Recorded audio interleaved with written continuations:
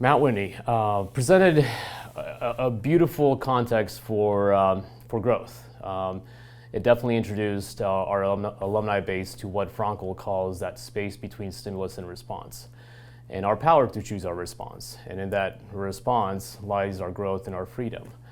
Mount Whitney, or the mountains in general, let alone mountaineering, where there's this opportunity for organizing, for planning, for evaluation and continual adaptation, both in teams and in leadership, present a number of opportunities for growth and continuous, if you will, opportunities to be immersed in that space between stimulus and response. Our climb was traditional in the sense of, kind of anticipated in the sense of challenge, the balance between challenge and skill, which goes back a number of years to the work of Mihai Csikszentmihalyi in establishing flow, and how you bring your teams to that essence of flow, and how do you, perhaps, when do you see that a team, that an individual is perhaps challenged beyond their skill capacity, and how to find and how to recalibrate those two dimensions. And then, of course, we saw that very dramatically in what occurred on Mount Whitney as well. With a number of climbers that we met lower on the mountain earlier in our climb, and we went and established our camp at Trail Camp, which is the base camp of Mount Whitney, and the three climbers continued onward. They continued onward with the goal of summiting, and much of the unpredictability of climbing in general, a lot of things went wrong for them. To be very short, to be very, right to the point, if you will. They were not able to return that evening. It was an evening where temperatures at 13,000 feet, where they were trapped, dipped down to the low teens. The winds probably picked up around 13,000 as well. So they were tremendously exposed. In the process of heading up the chute and towards the summit, they also dropped their packs. Their packs contain headlamps, gloves, so many other supplies, as well as water, as well as nutrition or calories in general. So they were completely exposed in all dimensions, with slight windbreakers on, with wet boots that turned into bricks at 13,000 feet overnight. Somehow they made it through the night, and they knew that the 12 were coming. The 12, they were referencing our students from Gonzaga. In conversations lower on the mountain, they knew our timeline, that we would have two teams, one leaving at 2, the other at 4 o'clock, and we would meet up at Trail Crest at about 13,000+ feet. And yes, we stumbled on the 2, which was also concerning.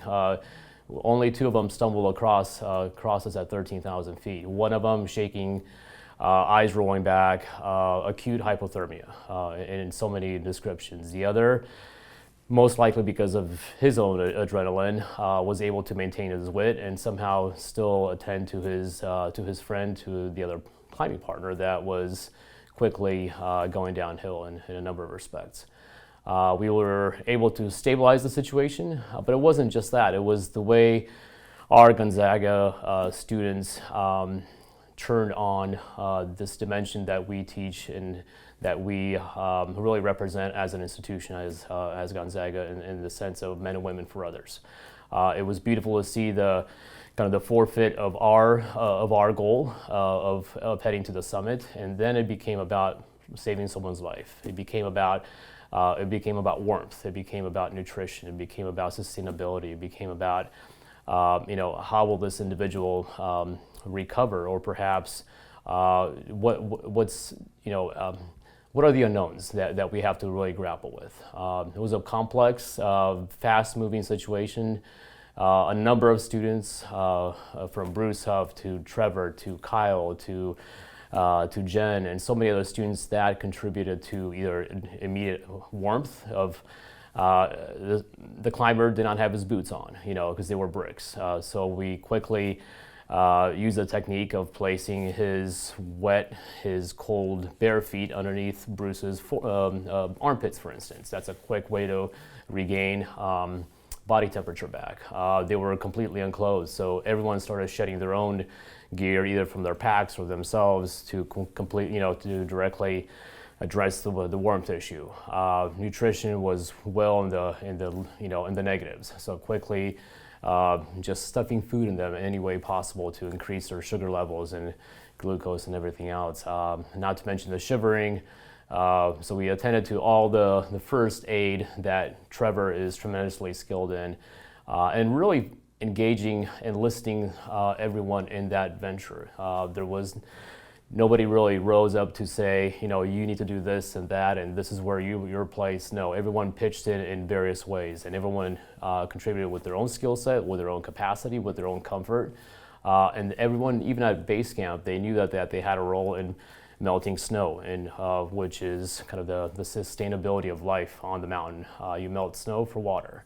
That keeps you alive more than even calories. But both were tremendously needed by the two. Then we sent off two of our strongest hikers, if you will, to walk with one of the other climbers to find the third. The third, we learned, was trapped on Mount Muir, which is a class 3 climb, where he dislocated his shoulder, and he was completely immobile, certainly at about 14,000 feet or so, and unable to come down. He was up on a ledge. I was able to climb or boulder up to a given point of that lower point of the class 3, and then we were able to communicate.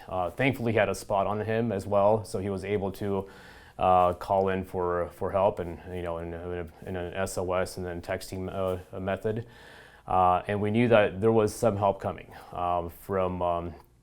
from rangers, from kind of an evacuation perspective organization with helicopters and other plans. So about 3 hours later, after we found this individual, we did see a chopper come, circled about 5 times or so, and then left. So we understood that there was something in the planning or something in the making, and it was more of an assessment in the sense of what is needed.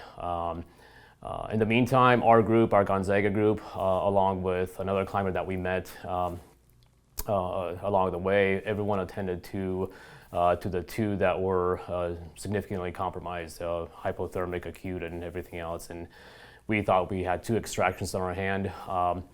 Thankfully, the process did take 5 more hours as far as the stabilization. But in the meantime, the first helicopter that came did drop 2 rangers off at a given point that then hiked over to our given area, and they were also able to reassess the situation, stabilize much of what our group already did, and then look at the next steps, the planning for extraction, the 2 on their own, and still working on the one that's up on the ledge. We learned from them that a helicopter was actually issued from Seattle, but that would take a number of hours.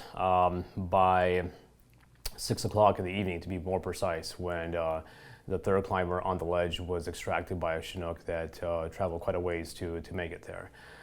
In the meantime, 2 of our students, Bruce and Trevor, along with 2 members from the Air Force that were also up there during that time as hikers, also who forfeited their climb, their summit, led the 2 injured climbers down the chute, and tremendously timid. One of them, probably the second time in his life of seeing snow, let alone here they are in a 14,000 foot mountain, for instance. So tremendously timid, naturally scared, and of going down that chute. And we did learn that the previous night they had tried to stay down a chute, but completely terrified. So then they hunkered back up to 13,000, where they spent the night.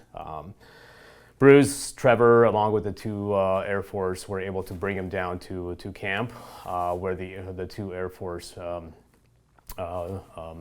personnel then were able to kind of help them off the mountain, back to the parking lot. In the meantime, 5 of our Gonzaga students were able to summit, also because in the meantime, and all that waiting around, you do have to move at 13,000 feet. If you don't move, you're quickly chilling out, to put it mildly. And others were engaged in the rescue operation, so half of our group was in that meantime. And we definitely kind of encouraged 5 of them to head for the summit, which was kind of beautiful in design, that they were able to represent Gonzaga on the summit with pictures, with stories. One of them even FaceTimed his parents, which was great. Yet they embraced it with tremendous dignity, knowing that others did not, and they sacrificed their summit for kind of a larger cause, larger calling. And but on their way down, they certainly contributed with many other with help for the entire group by packing more weight on their backpacks as they headed down to alleviate the weight of those that were tremendously engaged in that process. So it was certainly a collective effort in how that was executed and how our Zags really showed up. And quite often on the mountain, we encountered the mountain with, "What do I want?" And something takes a shift. But even I would say even more so for Gonzaga students, in the sense of asking, "What is wanted of me?" And that's certainly a kind of a Frankl quote, a Frankl perspective on how to embrace life differently and to listen for that call.